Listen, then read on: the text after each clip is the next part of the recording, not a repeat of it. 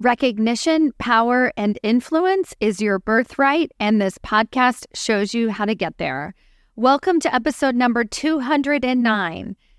Today's episode is all about that dreaded reorg. You know, if you're the person who has had 3 bosses in a single year, or experienced massive layoffs at your organization, or just when you think you're getting ahead and you have a promotion promise, your boss gets moved over under a different team and you're left behind. If you are a person who's a victim of reorgs over and over and over again, the first thing I want to let you know is that you're not alone, that it's a terrible feeling and it can be incredibly frustrating, but also reorgs are opportunities. And I know that's easy enough to say, hey, lots of big changes equal lots of big changes. So it's an opportunity for you to move up, to kind of switch directions, right? All of those things are great on the surface, but it doesn't feel that way at the time, right? It can feel incredibly frustrating and scary. I totally understand that. But in the effort of really showing you the nuances of the possibilities when reorgs happen at your organization, I'm giving you 5 unexpected, and this is important, unexpected ways that you can use a reorg to your advantage. My solutions might not be something that you're thinking about right now, so use today's episode to get yourself back on track. All right, let's get started. Welcome to Women Changing Leadership. I am your host, Stacy Mayer, and I teach you how to get promoted, get paid, and bring your whole self to the leadership table. I am on a mission to change organizations from the C-suite out, because women are the new face of leadership, and we are doing it on our terms. Hello, corporate badasses. Welcome to another episode of Women Changing Leadership. I am your host, Stacy Mayer, and super excited, as always, to be here with you again this week. As we close out 2023, I am bringing to you yet another banger of an episode where we're not talking about all things merry and bright. And really what I am attempting to do with these conversations is to normalize some of the challenges that many of you are facing in your career right now. And also for those of you who things are going really, really well, because I know just as many of you who are having a tremendous amount of success in your career, there's always that lingering thought on the other side. What if this all goes away tomorrow? Example, I was just talking to a client of mine and we were talking about whether or not she wanted to pursue external opportunities. And her first reaction was like, absolutely not. I have never had a better boss in my life. I have never had a better organization to work for. And she just feels so secure, so good about where she's at in her career right now and the work that she's doing, that she's like, I don't need to think about anywhere else. So there's the one side that just says, hey, I don't need to think about it anywhere else. But even within that, and not that I'm being totally pessimistic, but just kind of asking her, okay, so that's fantastic. So now just tell me, what are you going to do if anything does change? Like if your boss leaves, if there is a reorg, if something happens at your organization.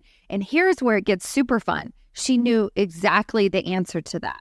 So she was able to be at her company, enjoy everything that she has created for herself, but she also knew exactly what she would do if anything shifted. Now, this is my goal with these podcast episodes where I'm talking about challenging situations like toxic bosses and reorgs and some of the harder things that happen and come up in our careers. And then she laid out a plan, okay? And I'm just going to share some of that plan with you right now, even before I get into today's episode. So number one, she knows who her boss's successor would be if he ever left the organization. So what she started to do is build a relationship with her boss's successor. So she's like, all right, I'm building that relationship. So if my boss ever left, I would feel like I had a solid relationship with whoever I think would take over. The other thing that she's doing is she's building relationships across her organization. So if something happened and there was a reorg and she didn't like where she was placed, or she was starting to get pushed out and needed to find another opportunity, she has already made those relationships outside of her immediate group. The other things that she's doing externally is she has a lot of external organizations that she belongs to, women's networking groups, also networking groups in her field, where she's able to really connect with other leaders who are doing the same work that she's doing. And she feels pretty confident that if at any moment she needed to ask them for recommendations or referrals or to sponsor her for another position, that she would be able to do that, right? So she is putting all of those pieces into place, yet she's able to be in her job and be happy and be successful, right? You see, that's the goal. That's where we're headed, is wanting to make sure that we have it all. And as women, we're not used to getting it all. We're used to having to compromise one thing or the other. Another situation I'll share with you. I did a book party for my book anniversary. So this is the 2-year anniversary of Promotions Made Easy. I can't even believe it. It actually kind of, to me, it feels like the book has been out forever. At the time, it certainly didn't feel that way. I was like, I can't even believe I'm doing this. We celebrated it with a virtual party, and it was really, really fun. And one of the women shared with us her concern as she recently backed down from a very high-profile executive director position at her organization. And she was basically at the top of her company, and it was exhausting. When she was working 80, 90-hour weeks, she lost the impact piece, meaning like, why am I doing this? She was losing time from her family. And so her statement was, I'm reflecting on how I'm supposed to move forward, because clearly, and this is what she said, black and white, basically, clearly I have to take a lower level position if I want work-life balance. And my comment back to her was, no, you don't. And here's what I mean by that. I don't disagree that she needed to leave her recent environment if that was not working for her. If she made the changes necessary to pull herself out of the weeds, and if it was just the culture of the organization, perhaps they don't have the resources that they need to do the work at the caliber that she wants to do it, then she might have to leave, right? Like, I'm not saying that she shouldn't leave, but that doesn't mean that she can't have a high-profile position or position herself in a way where she is able to do both, to have that quality of life, to be able to carve out time for herself to do strategic thinking, to not feel like she's constantly swamped, constantly treading water, right, to stay afloat at her company. That's not what we want in executive leadership. That's not what any of us want.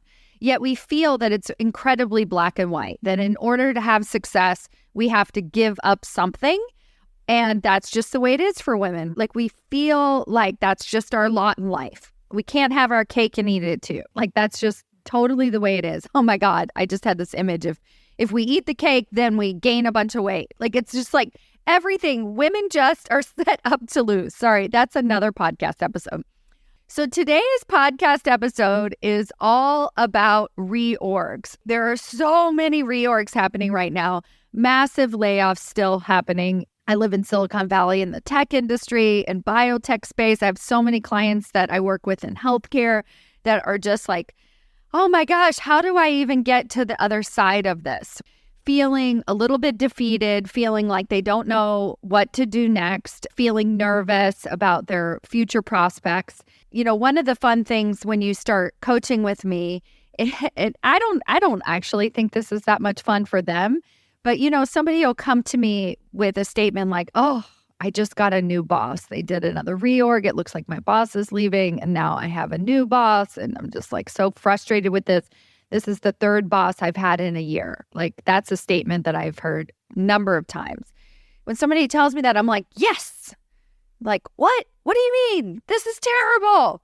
And I'm like, no, this is an opportunity for change. And there are so many opportunities in reorgs that I wanted to point out to you today. 5 unexpected opportunities that you can find in your next reorg. Now, going back to the first example of the woman that I mentioned is, she's planning for worst case scenario, but she's able to enjoy her time at her organization right now. And I want to show you that that's what we're going for, right? We're going for that balance, that we get ourselves into a position where we really, really appreciate it. We feel valued. Our title matches the influence and the impact that we want to be making. We're getting paid adequately or even above adequately. All of those things are what I am working with you when I'm coaching you to get to, right? That's our goal. And when you have these reorgs happen, and when you're in the position where you sort of think the same way I do, which is like, fantastic, what am I going to do about it? Then you're already one step ahead of everybody else who's like screaming and pulling their hair out, like just like so frustrated. That mental state is the place that I want you to always be in your career, because life is 50-50, meaning 50% bad and 50% good. And if we think that we're striving for the perfect job and that perfect job is going to stay forever, then we're on some sort of hopeless hamster wheel, because the truth is change always happens. That's part of the corporate world. That's part of process improvement. That's part of innovation, everything that we want to be a part of.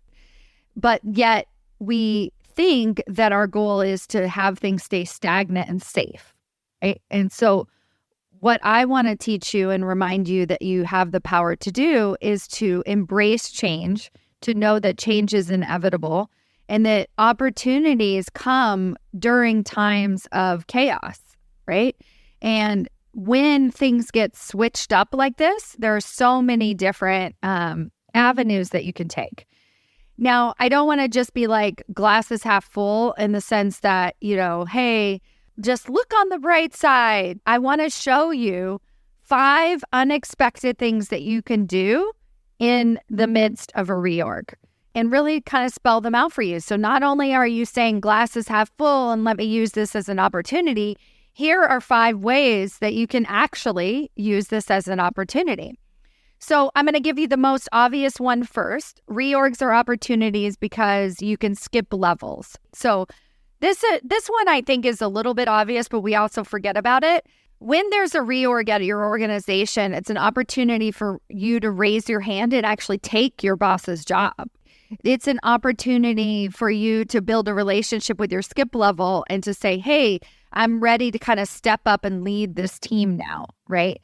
And so it's very common that in the midst of reorgs, even if they laid off a bunch of people at your organization, for you to see somebody get promoted 1 or 2 levels up in the midst of all of that, because they need that stable, that strong leader to lead their groups now, right? And they're much less likely to take big risks, right? They usually have trouble or a hiring freeze or something like that happening when there's a big reorg. And so you want to use this as an opportunity for you to raise your hand to say, hey, I'm ready to step into that next level role, for you to start engaging in conversations with whoever is left. In my mind, that is the most obvious. When positions are eliminated, that means positions are also being created. So the first thing I'm going to look for is like, hey, do you want your boss's job? And like, no. Or, yeah, maybe. And so then we're going to kind of explore if that's a possibility and who you need to talk to about that and how you need to position yourself. So the first thing is reorgs are an opportunity to skip levels, to take a job that maybe in the traditional corporate ladder, you wouldn't have been qualified for, but now that there's a reorg, there's opportunity. The second unexpected thing about reorgs that a lot of people don't realize is that it gives you an opportunity to rewrite your own org chart. All right. So if your entire organization just got flipped upside down, a lot of times what we're doing is we're looking to our boss or our new boss to tell us what the org chart's going to be like, right? Who am I going to be reporting to? What are going to be my responsibilities? And if you've ever been somebody after a reorg where you're home and you're just like so worried about that. Like, I don't know what's going to happen to me. I'm so scared, right? Like, I don't know. I don't even know who I'm reporting to. And then unfortunately, 6 months later, for a lot of my women, they still don't know who they're reporting to, right? They're reporting to a boss that just inherited 3 teams, or it's just like so many crazy things happen amidst reorgs that get us upset and get us scared and get us to feel uncertain. And so what I'm showing you today is that you create that certainty for yourself. So number 2, a reorg is an opportunity for you to write your own org chart.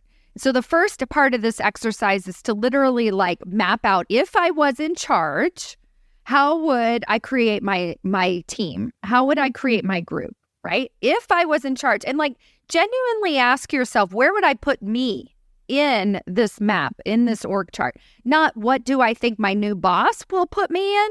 Where would I put me? If I was in charge, what would I have me do, right? Write it all out. And you could literally just do this as an exercise for yourself. You could keep it to yourself.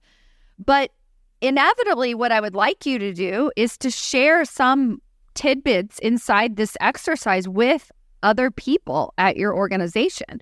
You could literally just walk through the org chart that you created, and you could be like, I made this up. None of it makes any sense. But if you want to walk through it with me, that would be awesome. That's a great opportunity to really open up and to say, hey, I think about the organization. I think about all of the players. I think about all of my stakeholders. I think about my value and how it could most impact who is left on this team, right? And if you do that, I mean, this in and of itself, especially if you have a relationship with your leaders, could just be the only thing that you need to get you into that position that you've always been wanting, right? So why not do this exercise? Sometimes I do this exercise verbally with my clients where I just say, do you want your boss's job? Well, no. Okay, then what? Like, if you could write the org chart, where would you fit in? And then even just knowing that is going to help tailor your conversations accordingly going forward. Hopefully, it will also alleviate some of those feelings of uncertainty, right? So if you don't have a boss yet and 6 months go by and you still don't have a boss, you can start to make somebody your boss, right? Meaning that they could be your mentor. They're the person that you meet with very regularly, right? They're the person that you get very direct advice from. So there's all kinds of opportunities, but you have to know how it fits in the structure, how it fits in the org, and how and why you think it's set up that way. So that's why it's really important to really think of it like a new org chart. Reorgs are also opportunities for you to connect with leaders in other departments. So when you think about the best scenario when you start a new job and you're like, hey, I'm new here and I'm meeting with people all across the company, that's a really easy opportunity for you to get in front of lots of people. But I actually think it's super fun when there's a reorg for you to do the same thing. Like, hey, there's a lot of change happening. I haven't had the opportunity to meet with you in a long time. I'd like to schedule a 15-minute meeting. Can we just connect sometime soon, right? And this is a fantastic opportunity for you to just get in front of other leaders. You don't have to talk about the reorg. You don't have to talk about work. Actually, I recommend that you don't. Talk about something that is a little bit lighter, like why did you start working at this company to begin with, right? Like really connect with that leader. And if you haven't downloaded my 20 questions worksheet, the free PDF that I offer at stacymayer.com/questions, this is a great opportunity for you to download that. It gives you 20 questions that you can ask in those 15-minute conversations. But know that at time of reorg, what we're kind of thinking, which is not useful thinking, is I don't want to bother anybody because this is so stressful. But really what they need is a breath of fresh air. They need 15 minutes with somebody like you, asking really good questions, getting them to think outside of the chaos that's happening for them. So if you can be that leader and meet with leaders in other departments at the time of a reorg, people will remember you, right? You'll be the calm in the storm, and that's how you want to present yourself during this time. Another unexpected reorg opportunity is that you could follow your leader. If your leader gets laid off, don't hide. Schedule a call with them right away, especially if you had a great relationship with them, and tell them that you want to come with them. This is a fantastic opportunity for you to follow your leader to another organization, to wherever they're going, to let them know when they land somewhere that you would like to continue working for them, the impact that they made on your career. Especially if you really appreciated your leader, make sure that you have these types of conversations. Again, the only reason that you wouldn't have that conversation with them is because you're afraid they're too busy or too upset or too distraught about what happened. A lot of times leaders, especially really high-level leaders, when they get laid off or reorged out, they knew it was coming. They know it's not personal. They have put the pieces into place that I talk about on today's episode, where they're just used to the chaos. They have some opportunities ahead of them that they've already been building relationships. They know exactly what they're going to do next because that's part of what got them there. That is who we are in higher level executive positions. And so you're starting to practice this now. And if you're already in that higher level executive position, you're reminding yourself, oh my gosh, this is right. This is the work that I'm supposed to be doing. And the final unexpected reorg opportunity is, I kind of just alluded to it in this last statement, but this idea of reminding ourselves that we're supposed to be the master of our own career, right? It's like, think of your career path, your leadership journey as a separate job. And I guarantee you forget that sometimes. If you're listening to this podcast, you don't forget it, right? Thankfully. But if you're not a regular listener and you just popped back on again, you're like, I know that, right? Like, oh, I know I was supposed to be building relationships. I'm supposed to be planning and thinking ahead, but I always forget to do that. And so you can use this reorg as an opportunity to never fall into that trap again. So similar to the woman who I talked about at the beginning, where we met and we said, hey, what is your plan? Even though you love your job now, what is your plan if everything falls apart? And she actually knew it, right? That's the place that you want to be. You just want to know. It doesn't mean that we're saying that we want to leave. It doesn't mean that we're living in misery and we hate our job, or we have to remind ourselves that it's not really that great. No, we can truly enjoy the place that we're at and also plan ahead and figure out what are the pieces that I'm putting into place for my next move. Because again, remember, your next role, your next promotion, your next opportunity is just the beginning. You have so much more to do in your career before you retire, right? So stop waiting, start planning ahead, even for worst case scenarios, so that you can put your mind at ease, right? That you can let go of that worry, that little tinge of anxiety when you start to see chaos erupting, right? When you start to see those little signs that, oh, I think layoffs are about to happen, or you read something in the news and you just feel sick to your stomach.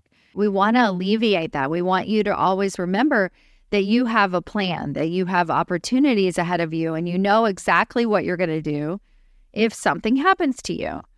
That's the reminder at the time of a reorg, is like, you know what? I'm never going to let this happen again. So it's an opportunity to remind yourself to recommit to your longer term career goals. I'm going to repeat the reorg opportunities to kind of close out today's episode. So remember, reorgs are chaotic. They are crazy. They can continue to drive you crazy, but they're also opportunities. And here's 5 unexpected opportunities that happen at reorgs. It's a great opportunity to get off the corporate ladder and skip levels, right? You can take a job that you might not normally have been ready or set up to take on. Like, of course, you're ready for the job, but more like set up to move into that role because other people were in front of you. You could write your own org chart, both for yourself and also to start to share with others how you see yourself fitting into this group. You can connect with leaders in other departments. It's a fantastic opportunity to ask for that 15-minute ally meeting. You can follow your leader outside of the organization. I mean, how many of you would ever tell your leader that you wanted to leave your company? But then once your leader actually leaves the company, it's a great opportunity for you to say, hey, I want to come with you, right? Like, it's perfect. And it reminds you to stop depending on others, to stop looking at your company as the end all be all, to create your own career path, to make sure that you always know what you're going to do in times of chaos, in times of uncertainty. And so then that way you're always in the type of role where you're able to make the biggest impact, where you're able to have the best quality of life, where you're able to have pretty much everything that you want. Because as a woman, you are not only capable of doing it all in a good way, like having it all, but it is your birthright. You are set up as a woman to be able to enjoy, to have your cake and eat it too, and enjoy every single bit of it. I know that's possible. I have helped so many women do that for themselves. If this sounds like something that you want to do with me personally in 2024, let's get on the phone and talk about working together one-on-one. I offer a 2-month intro coaching package where we're going to solve a problem.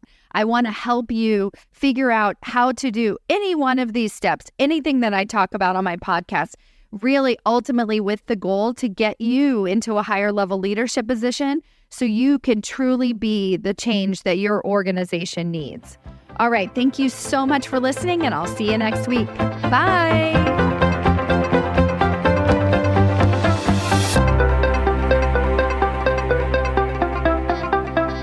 Before you go, I have a question for you. Do you know how close you are to your next promotion? Really? Not what your boss has told you, not what you even believe to be true, but have you actually taken the time to sit down, take an assessment, review the 5 categories that it takes to get promoted into senior executive leadership positions, and decided where you fall in each category, and given yourself a ranking on a scale of 1 to 10 of how close you are to getting your next promotion? Have you done this?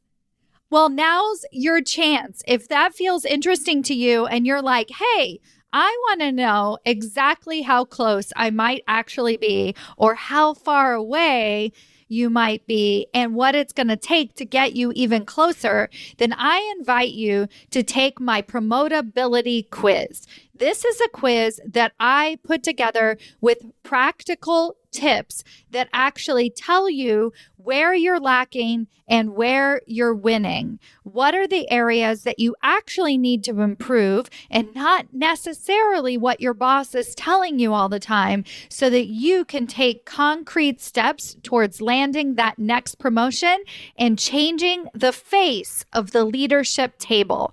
Go to yourpromotabilityscore.com to take your free assessment today. Yourpromotabilityscore.com, and let me know how it goes.